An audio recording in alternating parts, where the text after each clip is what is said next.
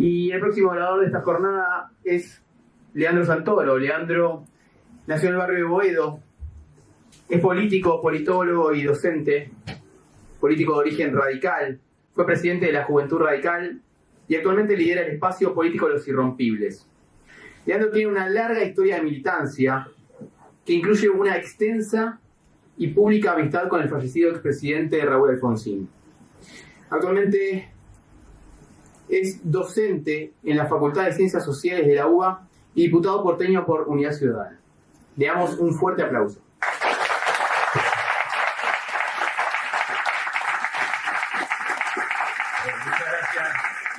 Muchas gracias por la invitación. Una aclaración, ahora estoy dando clases en el programa UBA 22, que es de contexto de encierro. Yo doy clases en la cárcel de Ezeiza para mujeres este cuatrimestre y no doy más clases en sociales. Bueno, a ver, ¿cuándo tomo yo conciencia, o por lo menos conocimiento, de la idea de la renta básica universal?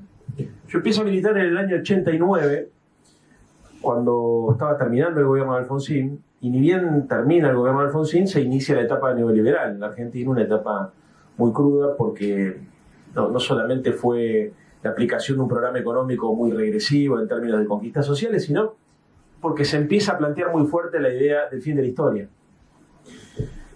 Y el fin de la historia estaba entendido como la idea de se terminaron las utopías, se terminaron los sueños, el mundo ganó la derecha, el mundo es una mierda y a la política, en el mejor de los casos, lo que nos queda es administrar la mierda que es el mundo. Y cualquier militante político que surge a la militancia con la idea de transformar la realidad, se enfrenta con un desafío angustiante, que es la idea de operar en el vacío. Es muy difícil operar en el vacío. La generación de los 70 tenía el horizonte de la revolución social. La generación de los 80 tenía como horizonte la transición democrática. Pero en los 90 había vacío. Para colmo, quienes empezamos a estudiar en la Universidad de Buenos Aires, ya un poquito más avanzado en los 90, y teníamos acceso a los primeros textos posmarxistas, si se quiere, marxistas o posmarxistas, encontrábamos un vacío mucho más grande, que es que encontrábamos que teníamos estímulos que nos llevaban a recalibrar nuestra militancia política en términos de lo que había que conquistar, y por otro lado había ausencia de herramientas. Y ahí, nunca lo charlé esto con vos, pero ahí yo conocí un docente, Aldi Suani, lo habrán conocido seguramente, que era asesor del radicalismo, un hombre muy cercano al radicalismo, hace mucho tiempo que no hablo con él, seguramente. Creo que ha girado hacia posiciones más conservadoras últimamente, como la mayoría de mis ecos religionarios, pero que me trae como inquietud la idea de la renta básica universal. La primera vez, 90 y pico.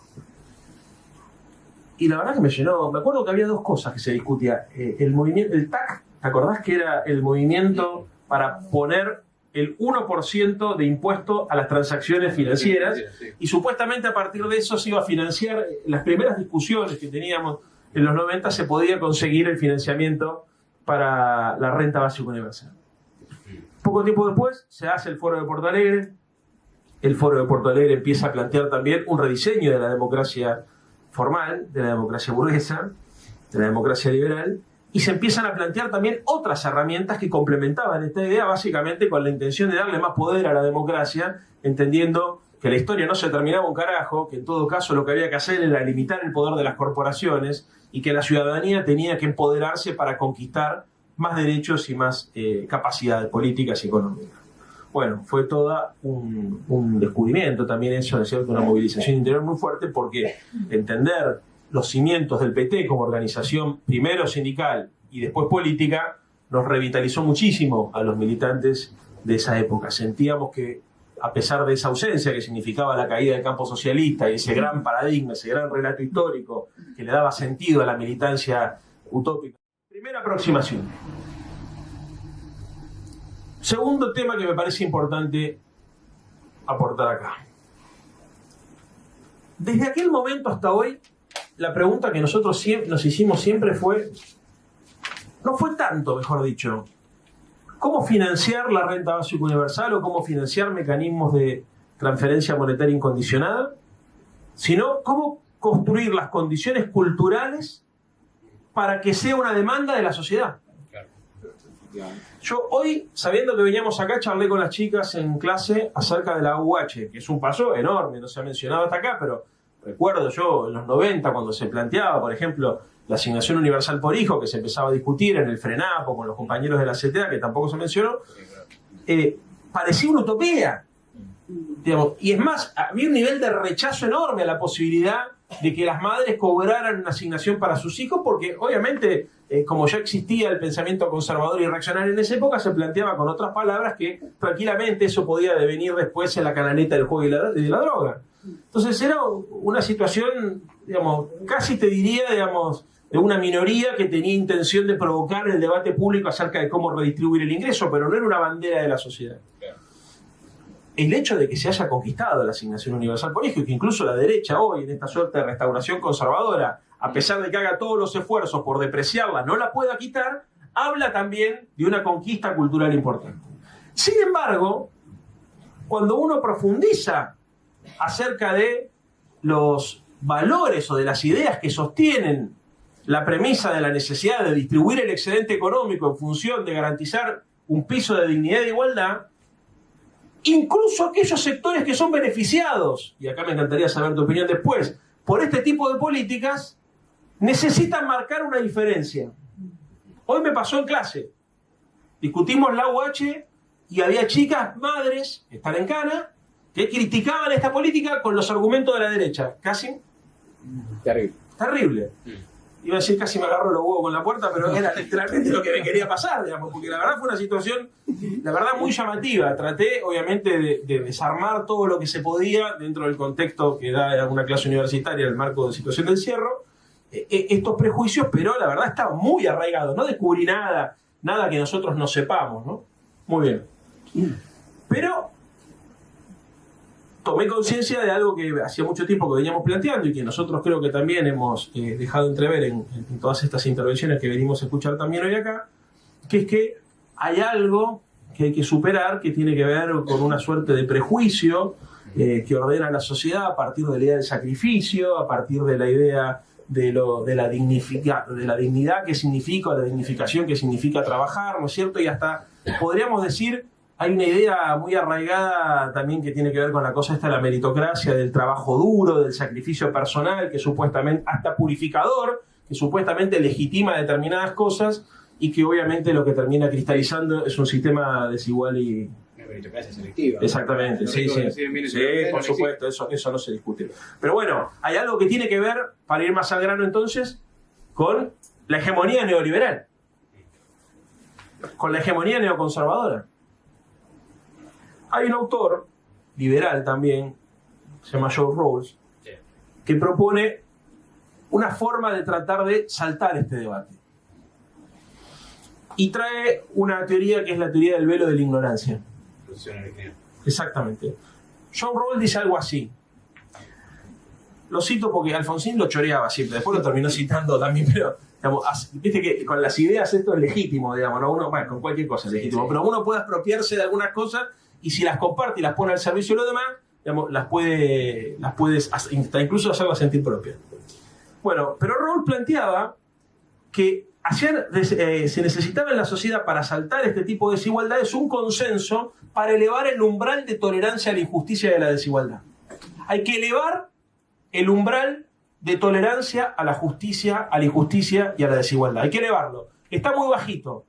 Toleramos mucho como sociedad. Entonces, ¿cómo hacer para construir un nuevo consenso superador al del estado de bienestar? Que obviamente se logra construir después de un gran sacrificio para la humanidad, como fueron la Primera y la Segunda Guerra. Bueno, sin esas pérdidas de vida humanas, ¿cómo construir un nuevo consenso social que permita redistribuir el excedente, que permita redefinir las relaciones de poder en la sociedad? Porque cuando estamos hablando de renta básica universal, estamos hablando de repartir el poder. Y en definitiva, el problema no es tanto económico, sino tiene mucho que ver con el peligro que sienten las élites dominantes a la pérdida de estatus, ¿no? La idea del miedo a la libertad, y mucho más la idea del miedo a la libertad del otro. Entonces Rawls dice, bueno, habría que organizar la sociedad a partir de una premisa. que uno tuviese que participar del debate acerca de cómo se redistribuyen los bienes, los servicios y el excedente económico sin saber cuál va a ser la posición que a vos individualmente te va a tocar en esa sociedad. Porque si vos sabés que tu papá es portero, vas a tener una opinión. Y si sabés que tu papá es ministro de Economía, vas a tener una posición distinta. Entonces, participemos de este debate poniendo un velo que nos haga ignorar acerca de la posición que individualmente nos va a tocar a nosotros para ver como sociedad qué tanto estamos dispuestos a bancar el grado de desigualdad y de injusticia que estamos tolerando. Y a mí esto como idea también me pareció muy potente y muy poderosa, porque uno ha sostenido desde hace mucho tiempo algunas ideas que tienen que ver con la ampliación de la libertad, con la búsqueda y la persecución de la igualdad y de la libertad al mismo tiempo, y ha encontrado rechazos no solamente en aquellas personas que gozan de posiciones de privilegio, sino también ha encontrado rechazo en aquellas personas que están en una posición de subordinación. Y esto es muy difícil de desarmar. Entonces, bueno, cualquier argumento de carácter racional que contribuya a poder desmantelar, o por lo menos, como nos gusta decir a nosotros, a generar crisis en el sentido común, que la gente se pregunte acerca de si lo que está sosteniendo es correcto, es incorrecto, es justo, es injusto, le conviene o no le conviene, es un avance en esta dirección. La derecha ha hecho un trabajo muy interesante en este sentido, porque no solamente ha logrado alto grado de eficacia en esto de construir un modelo de sociedad con altos niveles de desigualdad, sino que además ha logrado que el objeto de debate, tal vez el más importante, pase a un segundo plano. Porque, fíjense ustedes, el mecanismo que utilizó Macri y Cambiemos en los últimos años para tratar de ganar consenso. Instaló la bandera de la pobreza cero. De hecho, cuando le preguntaban a Macri acerca de cuál era la medida con la cual él quería que se juzgue a su gobierno, antes de decir que iba a bajar la inflación, decía que quería que se lo juzgue por su capacidad para bajar la pobreza. Y a nosotros nos llamaba mucho la atención, porque decíamos, hijo de puta, qué capacidad, qué cinismo, ¿no? Porque al principio decíamos, bueno, los conservadores se llaman Cambiemos, ¿no es cierto? Estos que bancaron toda la vida las dictaduras son la revolución de la alegría. Es lógico que dentro de esta lógica del cinismo planteen la necesidad de terminar con la pobreza. Sin embargo, nos dimos cuenta que no era solamente una actitud cínica o para empatizar con una parte de ese electorado flotante que puede ir de un lado al otro. Había una intencionalidad manifiesta, que era evitar la discusión sobre la riqueza. Ellos no querían que se discuta la riqueza, y mucho menos la desigualdad. ¿No? Nosotros solemos decir, la pobreza es un subproducto de la desigualdad. Para terminar la discusión sobre la desigualdad, hay que empezar con la discusión sobre la riqueza, con cómo se produce la riqueza, cómo se redistribuye la riqueza, qué legitima la riqueza, qué legitima la propiedad, qué regímenes de propiedad son aceptables, si es uno solo, si pueden convivir varios, etc. Con lo cual creo, honestamente, y creo que hay algo acá en la derecha latinoamericana que está muy claro, ¿no? El intento de evitar que se discuta esto, evitar que se discutan los privilegios. Llegan al cinismo, hoy se los contaba a las chicas, de invertir la pirámide social, con ese famoso dibujito que hace Sica en el Ministerio de la Producción, para sostener que la minoría que trabaja le mantiene los privilegios a las mayorías que viven del Estado. Fíjense ustedes el nivel de perversidad. Hoy se los explicaba a las pibas, les digo, miren, ven, esta es la pirámide social, así explicamos nosotros la sociedad. Bueno, ¿qué está haciendo este gobierno? La dio vuelta. Entonces, ¿quiénes son los privilegiados? ¿Los banqueros, los terratenientes, los tenedores de bonos de la deuda externa? No. Los que cobran la UH, la jubilada que se jubiló con la moratoria previsional, la ama de casa que está cobrando. Fíjense ustedes la inversión. Hay un problema, no solamente en términos de la capacidad de construir sentido común, sino también de la falta de resistencia a este tipo de locuras. Espere que están, no puedo yo me disperso mucho. Ustedes siéntense. Tengo esa incapacidad. Porque me hablan y yo quiero estar en todos lados. Y soy curioso, la naturaleza. Bueno, decía entonces. Hay que desarmar el neoliberalismo cultural. Se avanzó muchísimo en la década pasada en desarmar el neoliberalismo en términos económicos, en términos sociales. No pudimos desarmar el neoliberalismo cultural. Es muy difícil plantear el debate sobre la renta básica universal si nosotros no planteamos el debate sobre los valores del neoliberalismo. Les voy a poner un caso concreto. Pocas leyes se trabajaron más que la ley de medios. Se discutió en todo el país. Vino este gobierno y con un decreto simple la tiró a la mierda. ¿Por qué sucedió eso? Porque no discutimos lo importante. Nosotros discutimos suponiendo que la gente entendía de lo que estábamos hablando cuando le decíamos a los propietarios de los medios de comunicación que desinviertan. Y desde el sentido común, el derecho de propiedad es un derecho absoluto.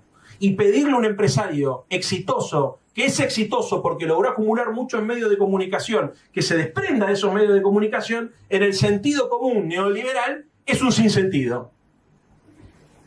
Entonces, lo que nosotros teníamos para proponerle a la sociedad estaba inconcluso en términos de la comprensión profunda. No se trataba solamente de evitar que los grandes empresarios de los medios de comunicación abusen de posiciones monopólicas o dominantes para meternos porquerías en la cabeza. Se trataba de poner en cuestionamiento el derecho de propiedad como derecho absoluto. Hay otros derechos que son también importantes, incluso más importantes, como el derecho a la vida.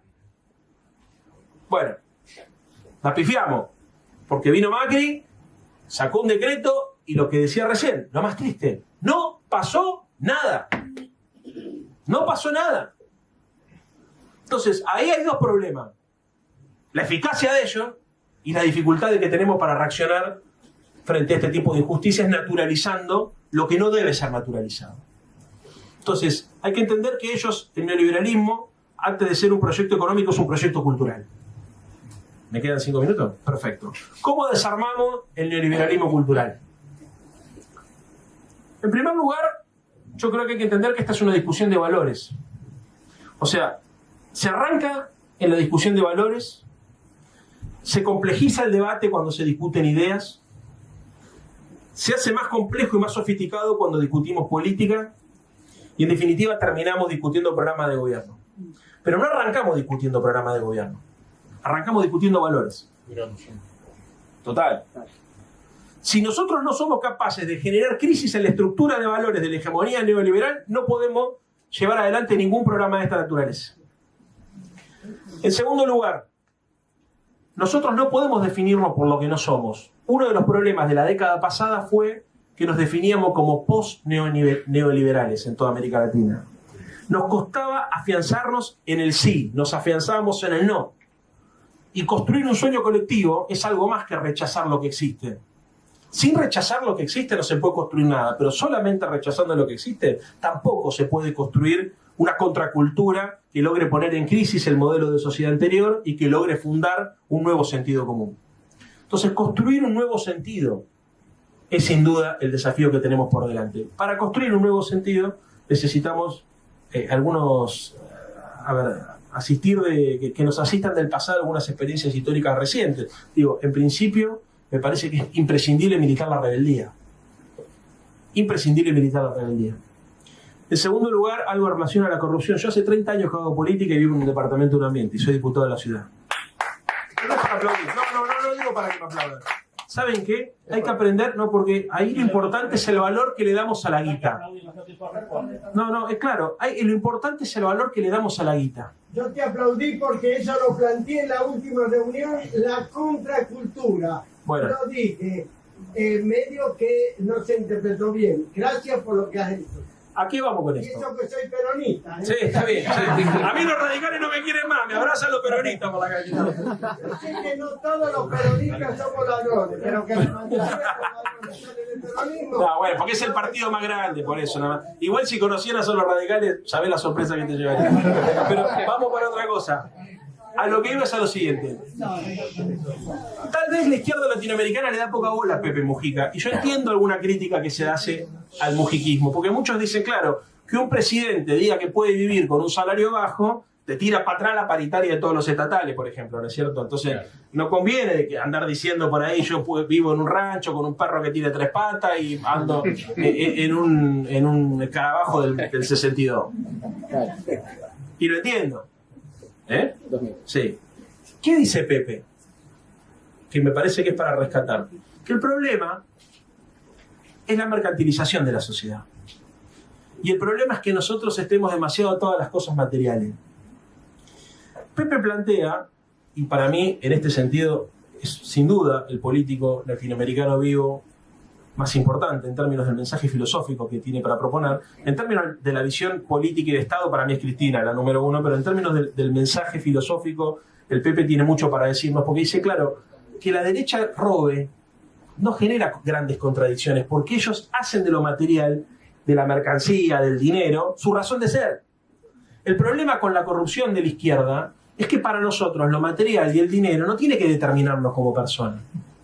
Es más, dice, para realizarnos como seres humanos tenemos que entender que las cosas no se compran con dinero, se compran con tiempo, con el tiempo que nosotros utilizamos para conseguir ese dinero que nos permite después malgastarlo en comprar pelotudeces que no nos sirven. Pero si no somos capaces de cuestionar la clave, y yo lo digo como él dice, yo no soy un... ¿cómo es que el filósofo este que andaba que era pobre? Diógenes, ¿no? Sí, bueno, yo no soy, dice, no quiero andar haciendo... sí, pero no, Sócrates no. Dice, yo no quiero... Sí, dice, yo no quiero andar haciendo por ahí apología de la pobreza, porque no es mi idea. Yo tampoco, yo lo miro al Pepe, o sea, la verdad, me gusta vivir bien como nos gusta vivir bien a todos, pero tengo claro, hay algo que es, porque es muy importante esto, y con esto termino, juro. Cuando uno hace un discurso de esta naturaleza, lo primero que hacen es te buscan las contradicciones. Si tenés ropa de marca, si usás iPhone, es lo primero que hacen los boludos. Como si nosotros estuviéramos cuestionando si ellos tienen libros, ¿no es cierto? No hacemos esas cosas, pero ellos lo hacen.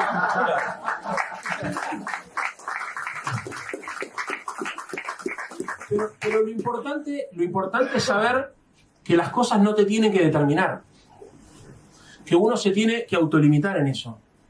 Y nosotros no podemos construir una contracultura si no ponemos en crisis también el corazón del modelo, que es que una persona se realice en función de las cosas que logra acumular en la vida. Y que una persona solamente es por lo que tiene. Entonces, es muy difícil para la izquierda latinoamericana tratar de construir un discurso que mientras trata de aumentar la capacidad de consumo de las personas, al mismo tiempo y de forma simultánea, cuestiona el consumismo. Porque lo que no se puede permitir es que el horizonte de vida de nosotros sea construir una sociedad de consumo. ¿Que tiene que haber consumo? Obvio. Que necesitamos incluso instalar la idea de que hay que ensanchar la demanda agregada y por eso es necesario el ingreso universal para que los empresarios y los garcas de este mundo tengan aquí inventarnos sus boludeces. Obvio también. Ahora, no creamos nosotros que nos realizamos como seres humanos en función de la cantidad de bienes materiales que logramos acumular. Sepamos, fundamentalmente, que el sentido de nuestra existencia y el sentido de nuestra militancia pasa por hacer cosas que nos trascienden y que esencialmente tienen que ver con los valores y los bienes públicos que no se tocan. A mí me gusta Las Viejas Locas, justamente Las Viejas Locas, una canción muy linda que dice que a él le gustaban todas las cosas que no se tocaban. Así que, bueno, terminó para el orto, Piti, pero la verdad que lo tengo ahí también de alumno, pero no está de alumno, pero está en la cárcel. Pero lo más importante que tengo para decir es esto: si nosotros no ponemos en crisis esta idea, si no logramos poner en crisis la mercantilización de la sociedad, poner en crisis la sociedad de consumo y no logramos independizarnos de las cosas, sin vivir para acumular cosas, va a ser muy difícil que derrotemos el neoliberalismo cultural y mucho más difícil que logremos instalar la asignación universal.